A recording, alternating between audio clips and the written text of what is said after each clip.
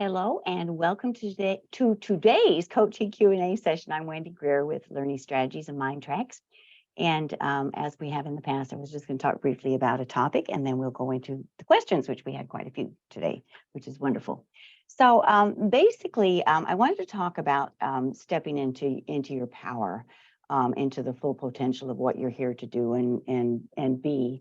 And I have a synchronicity, so I'll share the way I wanted to start this. There's a quotation by Anais Nin that I really like that sort of sums up and distills what the topic is today.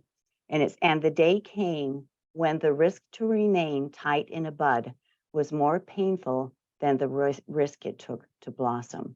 So it was more painful to live confined and in the bud than it was to blossom and be everything you could be.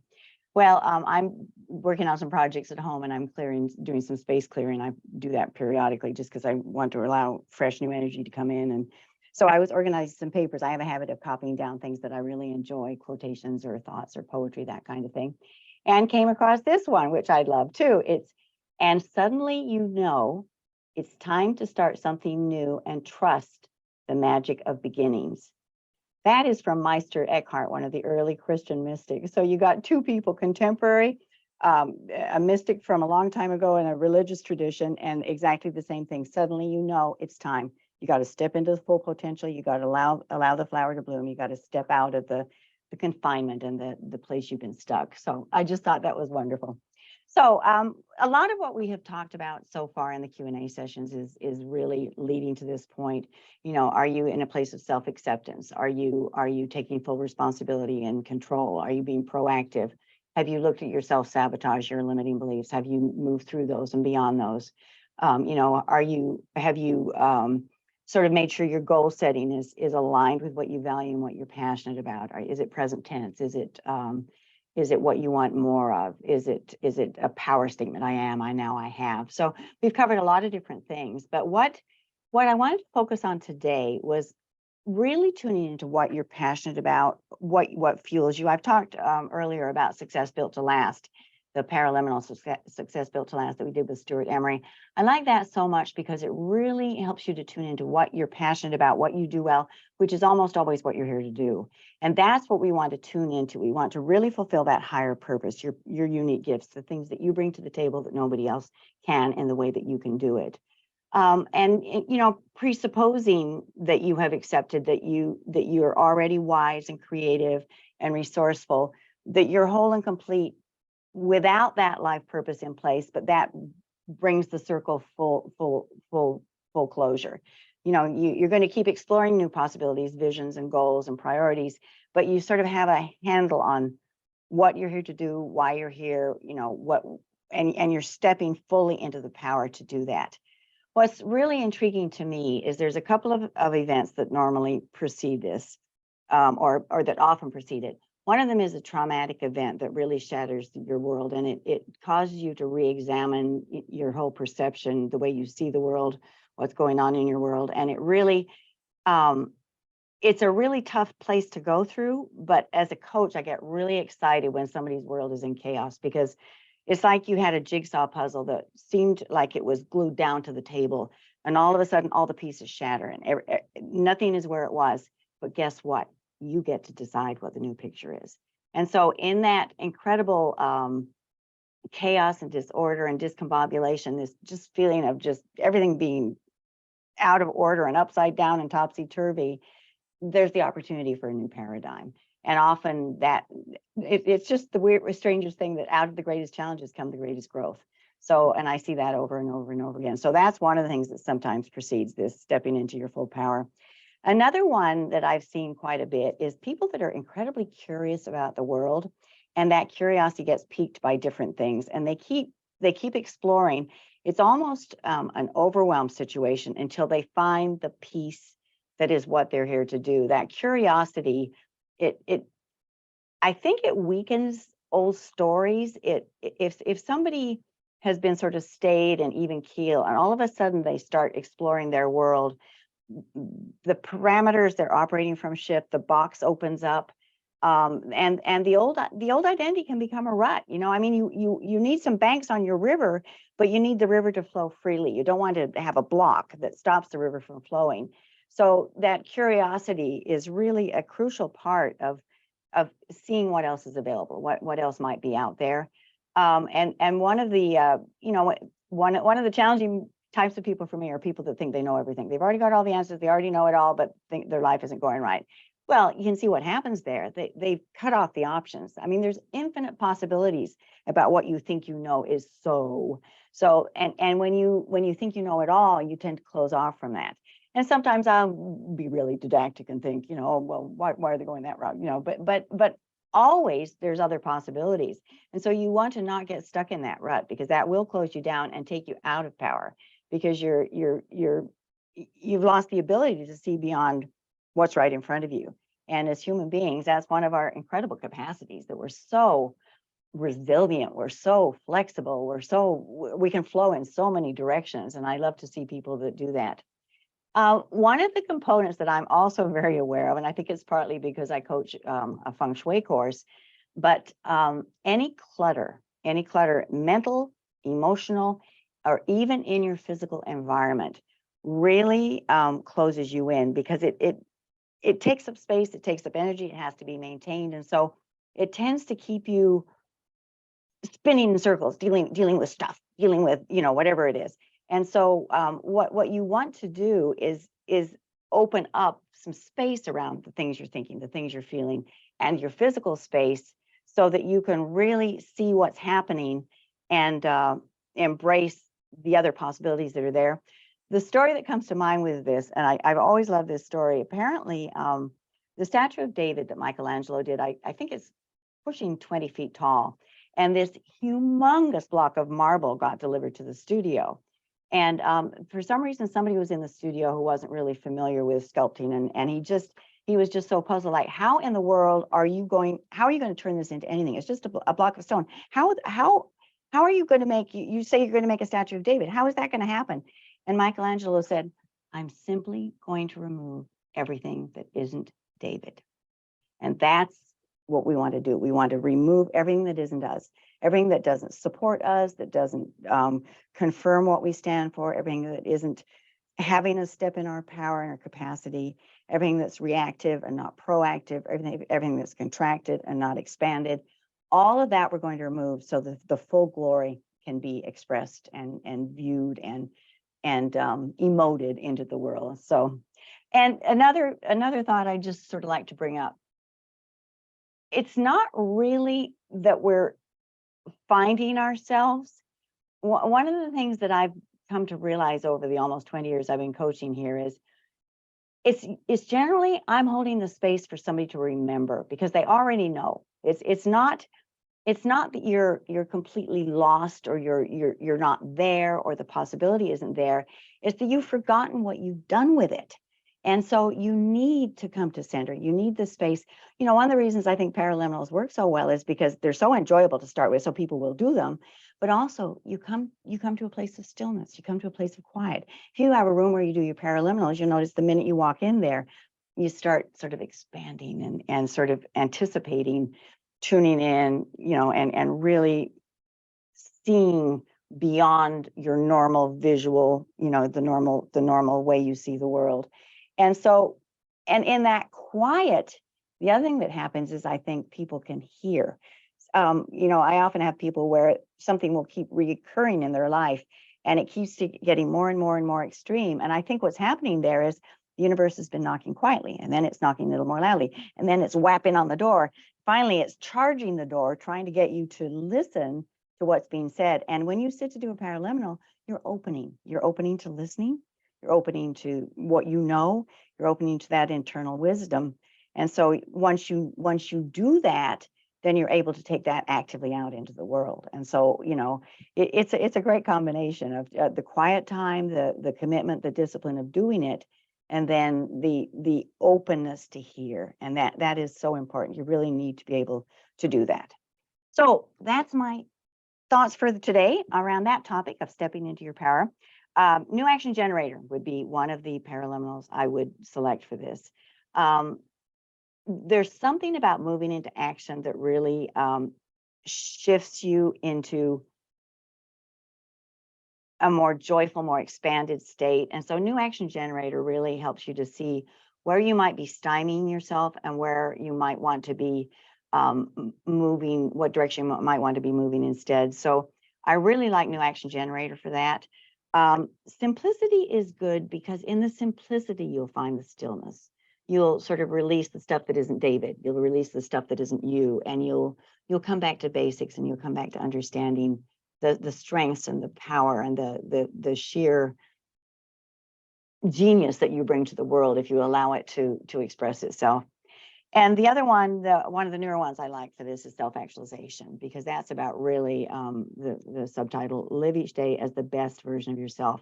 And the best version is going to be what you're here to do. It's going to be what you came here to do and what only you can do. And so those are the three that I would choose to support that topic. And we do have quite a few questions today, so which is exciting. So I wanted to move on to those. First one, we sort of talked about briefly in an earlier Q&A. How many times is advised to listen to the paraliminals? There's no cookie cutter answer to this. There are hardly any cookie cutter answers to paraliminal listening. So I'll give you an example. If you have chronic anxiety, then you might do anxiety free in the morning, you might do it in the evening, and you might do it midday. You know, generally 2 or 3 times is probably your max for a single paraliminal, but for some people that might not be the case. So you need to do more of what works for you. But the reason I bring anxiety free up is, say anxiety is provoked by a particular person that you have to see at a monthly sales meeting, and this person gets your goat and you just haven't been able to stop them from needling you somehow. Then you might do anxiety free the night before and the morning of, and that might be sufficient for that circumstance. I have mentioned before too that sometimes people do overuse paraliminals, and what happens is you get in sort of a state of anxiety or frustration or resentment that you're sitting down to do another paraliminal. I think what's happening there is you're just not giving your other than conscious mind time to work through what's going on and sort of noodle the problem or noodle the situation to come up with solutions that are viable. So you probably want to back down your listening a little bit. So it's very personal. So pay attention to what seems to work for you and do more of that. Also, there are guidelines in the Q&A section that comes with the paraliminals in the MINDTRX app. So that's the answer to that. Okay, or my response to that, not the answer, my response. My name is Nura Samaila. I am stuck in every aspect of life and I want to move forward. I tried everything to change my current situation, but it doesn't yield results. What can I do to change my current status and move forward? The question I would ask you is, what does forward mean? Because if you aren't making it clear to your other than conscious mind what forward is, then there may be some confusion, and that might be where you're getting stuck. A lot of people are very conscious of what they don't want. They are not nearly as clear on what they do want. They just know they don't like what's going on and they would like something different. So I would really take a good look at what that means. And I had shared a couple of exercises in a couple of earlier Q&As, but even write down the things that aren't working and then flip them 180 degrees so that you have a second column, do a T-chart and have the things that aren't working and then the things that are, or that would be the reverse of that, and then throw away, destroy, shred, burn the things you don't want, because then you want to activate the things that are on the other side of the column. So a couple of paraliminals I would specifically use would probably be letting go, because you want to let go of what's going on that isn't serving you. You might use gratitude to tune into what those events have given you, what the learning has been, so you can release them. That would be another possibility. New action generator again, because you're wanting a different action. You're wanting to take it out into the world, whatever the new behaviors, the new actions, the new way of perceiving things is. So those would be probably where I would start. But I would start by taking a really good look at your goal setting. Make sure it's very powerful, that it's present tense. I am, I now, I have, I am grateful for. Put a feeling word in, because the feeling gives you a personal attachment to it. You don't want an academic goal that could be anybody's. You want it to be personal, because then you're invested in it. And then it's more aligned with who and what you are and where you're trying to get to. So that's a few thoughts on that. Which paraliminals would be best to attract people to join my direct sales team? Abundant Money Mindset did wonders for my sales. Great, good to hear.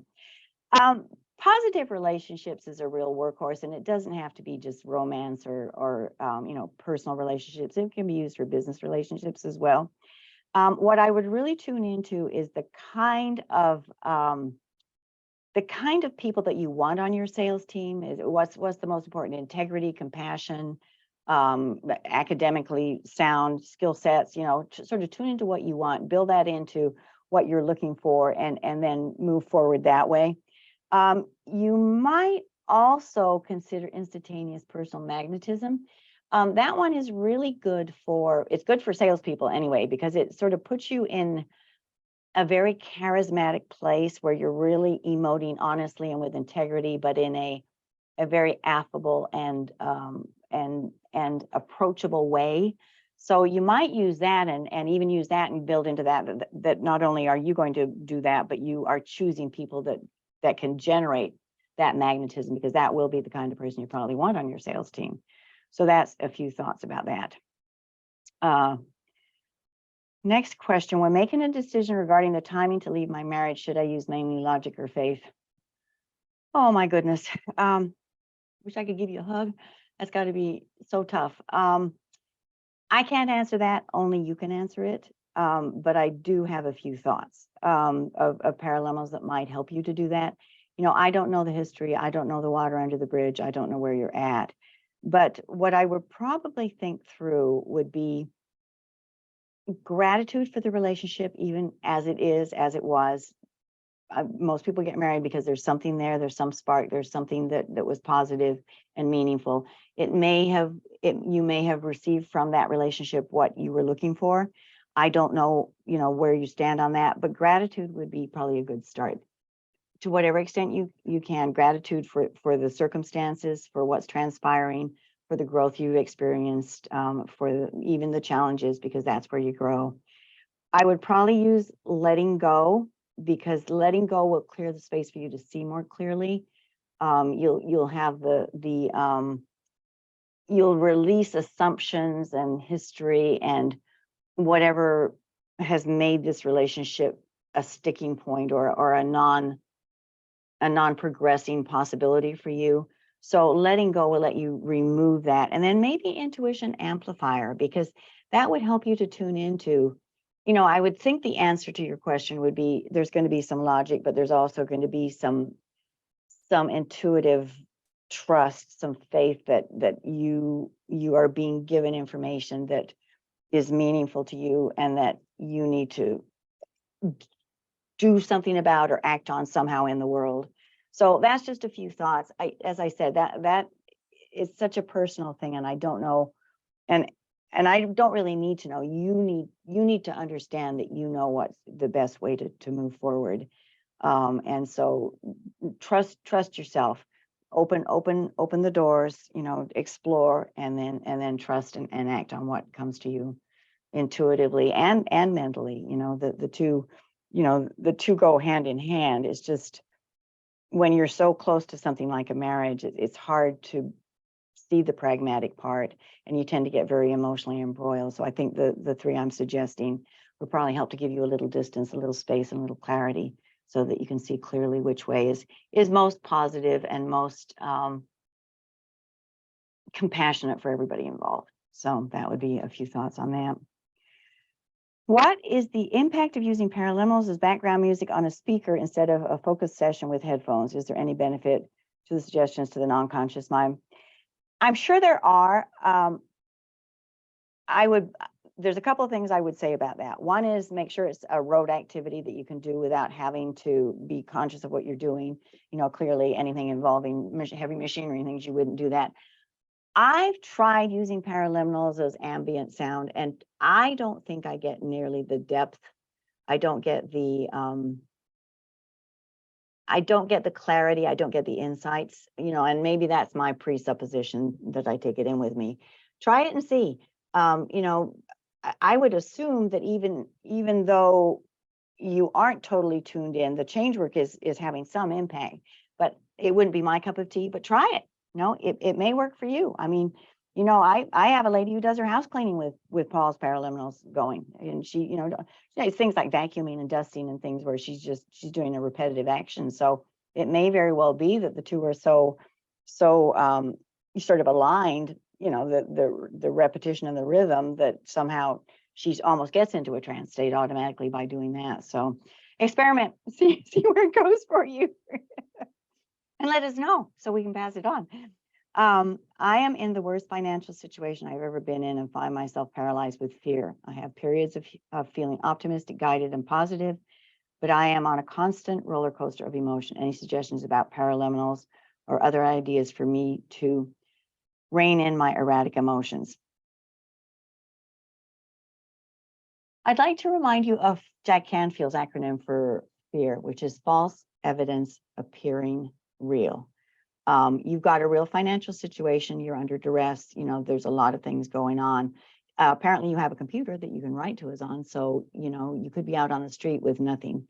I think I shared the story of Joe Vitale. He was living out of his car, and he picked up a pencil and started thinking about the potential of a pencil and what he could use it for, and recognized that in his hand he had this incredible tool. So even though he was on the street and living in his car, he sort of tuned into the fact that there was potential all around him. I don't mean to negate the situation you're in, but despite outward appearances, you have the potential to do something about it.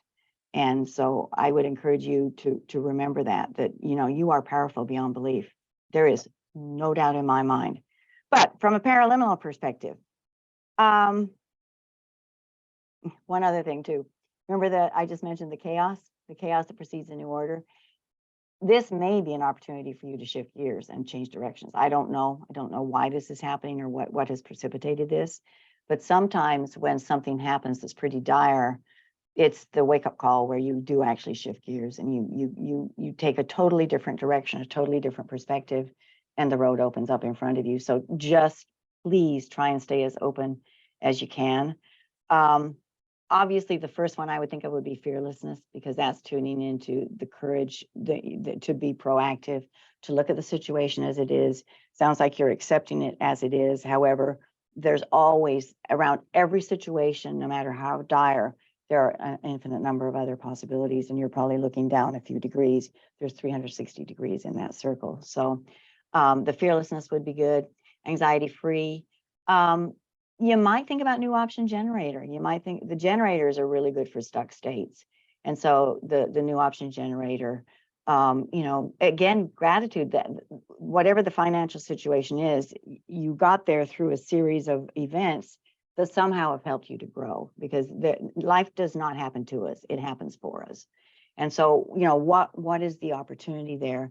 You know, I wish I could be more help. I wish I could somehow give you some really pragmatic advice, but this is pragmatic in the sense that it helps you to help yourself. So, but trust that you have the capacity. You know, another quotation I love is Mother Teresa about I know God won't give me more than I can handle. I just wish he didn't trust me so much. So, you know, we are not given more than we can handle. So, you know, trust the process. Use, as I said, the fearlessness, the letting go might be good. The anxiety-free if anxiety is popping up, and the generators for reinforcing your own faith in yourself and your capacities, because it is there. It is there. And that false evidence appearing real, despite outward appearances, you are capable. You're seeking help. You're using some awesome tools that will help you shift your whole perspective and your paradigm. And ask what the opportunity is here. In every challenge, there's an opportunity. What is the opportunity? And I trust and I hold the space for you to remember that you are capable, that you can do something about it. And as I said, this may be a life shifter. It may be a new paradigm is right around the corner. So wish I could give you a big hug. I'm sending you a virtual one. And I am sending lots of love to all of you, because that's all the questions for today. So lots of love to you from all of us here at Learning Strategies in MINDTRX. And we will see you next week. You take care. Bye-bye.